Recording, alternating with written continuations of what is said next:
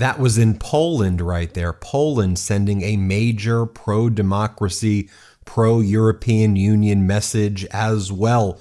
Earlier yesterday, there was the Romania elections where the pro-democracy, pro-EU candidate went on to become the president. This was the first round voting in Poland, the next round scheduled for June 1, and the pro-democracy liberal Warsaw Mayor Rafał Trzaskowski is going to go on to win that first round against the far right-wing candidate Nawrocki, who many people expected the far right-wing rival, who's a MAGA candidate, who sucks up to Donald Trump. He calls himself like the Trump of Poland. People thought Karol Nawrocki was going to win. Now we go to this second round on June 1st. We're going to, of course, be paying a lot of attention to that here on the MeidasTouch Network. Let me just share with you what Karol Nawrocki had campaigned on. You'll see, it's just constantly talking about Trump this, Trump that, I'm the MAGA candidate. So here was a speech that he gave. Here, play this clip. And the most powerful man in the free world, Donald Trump, is supporting Karol Nawrocki. I najpotężniejszy człowiek na świecie, Donald Trump, wspiera Karola Nawrockiego. Karol, Karol, Karol, Karol, Karol, Karol, Karol. And again, this was an obvious repudiation of the Trump MAGA candidate. And again, we reported yesterday how in Romania, the far right-wing candidate, Simeon, was expected to go on and win originally. The odds were that the right-wing candidate was going to win. You then had the centrist candidate, who was the mayor of Bucharest, went on to win in Romania. We did a whole video on that as well. One of the things that I think was very important in this Polish election was Mayor Rafał Trzaskowski ran on a strong pro-Ukraine platform, anti-Putin platform, as well as building the military forces up in Poland, creating a first-class military to stop Vladimir Putin. I want to share with you, I thought this was an important moment because the views of Rafał Trzaskowski mirror the Prime Minister, Donald Tusk.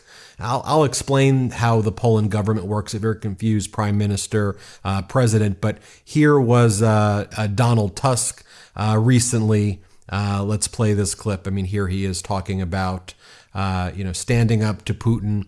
And when Putin didn't show in Istanbul, Turkey, I think it was a big sign that impacted this election as well. Remember how I reported on how Putin and Trump said they were going to go to Istanbul to negotiate with Zelensky. Zelensky showed up in Istanbul, but Putin and Trump didn't. Here, let's play this clip of Donald Tusk.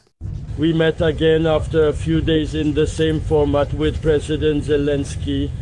We spoke on the phone with President Trump to summarize the negotiation attempts that started in Istanbul. The information was clear. The Russian side did not show goodwill. The Russian side did not intend to negotiate in the presence of the American side. The Russian side once again set conditions that were absolutely unacceptable, not only to Ukraine but also to all of us. We will continue to work together. The main task is to maintain full unity both of European and American partners around the Ukrainian issue. This task remains current. We do not hide that the Russian position, it is hard to call it constructive in any way. We are likely facing very difficult days ahead. So in Poland's parliamentary system, they have a prime minister who's the head of government and a president who is the head of state. I would say the prime minister has more day-to-day power. The president, as head of state, kind of functions as a veto power over the prime minister. So currently the prime minister, Donald Tusk, very similar political background, I would say, to Rafał Trzaskowski.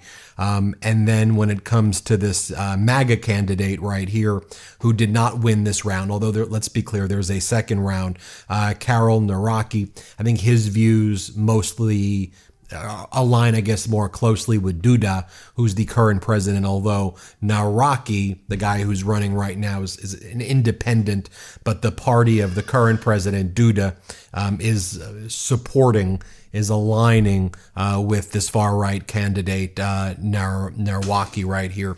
I want to show you this as well, just to show you the positions of the current government in Poland that I think, especially with the threats being posed by Donald Trump, I think it's very effective. Here we have Poland's foreign minister, Sikorski. You probably have seen some other speeches I played of foreign minister Sikorski before. But here he is about 2 or 3 weeks ago talking about how, look, if Ukraine stops fighting, there's no more Ukraine. If Russia stops fighting, the war ends. And that's what we have to remember. And he said, we need to prevail on the rest of the world. And he said, Donald Trump needs to recognize what's really going on here. Play this clip. Let us remember that this war ends if Putin stops fighting. If Ukraine stops fighting, it's the end of Ukraine. So what needs to be done is to give Putin reasons to end this catastrophic criminal invasion. And we hope that President Trump comes around to our view. And about 2 or 3 weeks before that, you also had this moment for both the EU and from Poland's foreign minister. Let's play this other clip. We have to put the pressure, the maximum pressure on Russia to really end this war, because it takes two to want peace. It only takes one to want war. And we see that Russia really wants war. And all those who want the killing to stop should put the maximum pressure on Russia. I just want to say how appalled I am by the latest spate of Russian attacks on Ukraine. Ukraine unconditionally agreed to a ceasefire over a month ago. The heinous attacks on Kryvyi Rih and on Sumy is Russia's mocking answer. I hope that President Trump, the US administration, see that the leader of Russia is mocking their goodwill. And I hope the right decisions are taken. This episode of the MeidasTouch podcast is brought to you by Graza. And yes, it's my new favorite olive oil. It's fresh, never blended, and comes from a single type of olive, the Pascual, straight out of high-end Spain, where over half the world's olive oil is made. So what makes Graza so good? First, it's single origin, which means no mystery blends, just pure, flavorful oil you could actually trust. And the packaging? Game changer. Squeeze and spray bottles, no drippy mess, no fussy tins, just aim, squeeze, done. They've got 3 types: Frizzle, the newest one for high heat frying and grilling; Sizzle, your go-to everyday oil for sauteing or roasting; and Drizzle, a bold finishing oil you'll want to put on everything. Yes, even ice cream. Don't knock it till you try it. Personally, I love using Graza. It's perfect for when I'm roasting veggies. Super clean, super flavorful, and way easier than my old olive oil setup. I've also been making some amazing salad dressings with the drizzle oil. It's so good, so convenient. I don't think I could ever go back to anything else. So head to graza.co and use code MIDAS to get 10% off of Trio, which includes Sizzle, Frizzle, and Drizzle, and get to cooking your next chef quality meal. That's graza.co and use MIDAS, MEIDAS. So if you think about the kind of right-wing MAGA crew, right, whether it was Maple MAGA, lost in Canada, you had Timu Trump lose in Australia, Peter Dutton, Pierre Poilievre in Canada, Maple MAGA, he lost his seat, Dutton lost his seat. They lost in Romania, as we covered yesterday, and now they lost in Poland first round. We're going to go to the second round on June 1st. And I think people are now seeing how dangerous this far-right MAGA strain internationally is. We're seeing this across the world. I want to remind you of this incredible speech that Foreign Minister Trzaskowski gave at the United Nations. Remember in February or so when Donald Trump had the United States side with Russia and North Korea and Iran against a resolution condemning Russia for its unlawful invasion of Ukraine, not even abstain. The United States voted with Russia. Remember that? Then you had Foreign Minister Trzaskowski gave this impassioned speech in the United Nations. Let's play this clip. Excellencies, ladies and gentlemen, I had many ideas for today's speech, but one by one I discarded them. Here's why. We live in turbulent times. after a short break from history that some of us enjoyed, it has again caught up with us all. In times like these, when the world seems out of joint, when the old seems to be dying, but the new cannot yet be born, what we need is a return to basics. To questions about what's right and what's wrong, what's true and what's false, what's actually happened and what's just a figment of propaganda.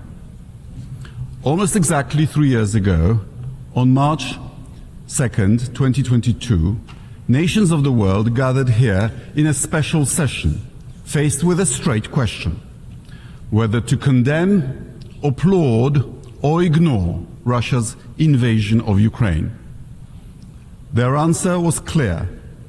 The measure condemning Vladimir Putin's actions was adopted by a vote of 141 in favor, with 35 abstentions, an unequivocal reaffirmation of our commitment to Ukraine's sovereignty, independence, unity, and territorial integrity. Only 5 countries voted against, among them Russia, Belarus, North Korea, and representatives of the now deposed Syrian regime. Here he is again. Let's play it. Opinions in this body began to shift not because facts have changed. They are changing because of self-interests. Some of our member states now seem to believe that ending the war at any cost and restoring business as usual with Russia will be beneficial.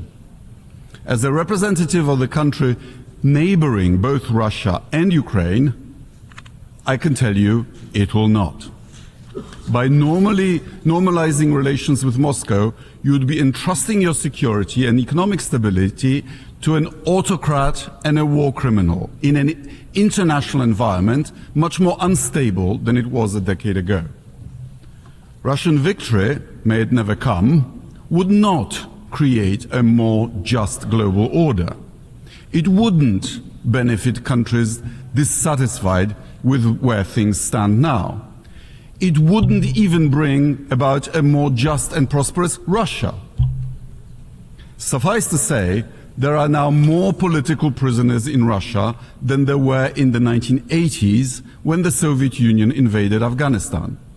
There are many more casualties as well. And here he is again. Let's play this other clip. We've just heard another performance by the Russian ambassador consisting of lies, propaganda, and hypocrisy.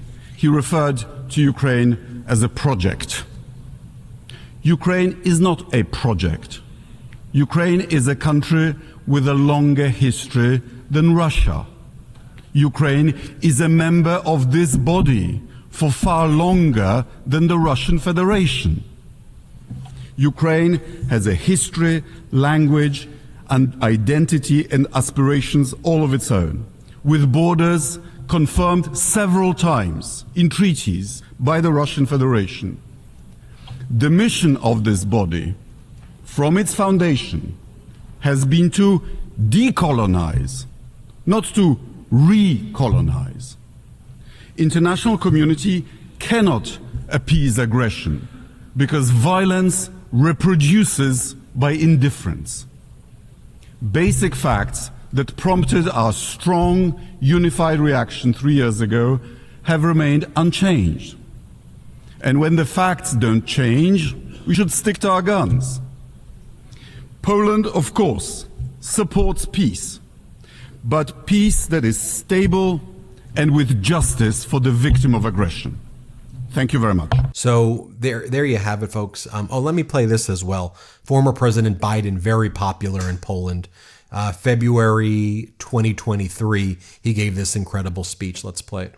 We're seeing again today what the people of Poland and the people across Europe saw for decades. Appetites of the autocrat cannot be appeased. They must be opposed. Autocrats only understand one word: no, no, no. No, you will not take my country. No, you will not take my freedom. No, you will not take my future. And I'll repeat tonight what I said last year in the same place. A dictator bent on rebuilding an empire will never be able to ease the people's love of liberty. Brutality will never grind down the will of the free. And Ukraine will never be a victory for Russia. Never. Yeah, that speech was in Warsaw, and now you know the Warsaw mayor is currently running for the presidency, and you saw right there that he did win the first round. Mayor Rafał Trzaskowski. All right, so where do we go from here? June 1st is the second round. It'll just be a runoff now between Rafał Trzaskowski and Karol Nawrocki. We'll be following it every step of the way here, but I want you to be able to make these connections internationally about what's happening. Anyway, hit subscribe. Let's get to 5 million subscribers. Thanks for watching. Love this video? Continue the conversation by following us on Instagram @MeidasTouch and help us blow past 1 million followers.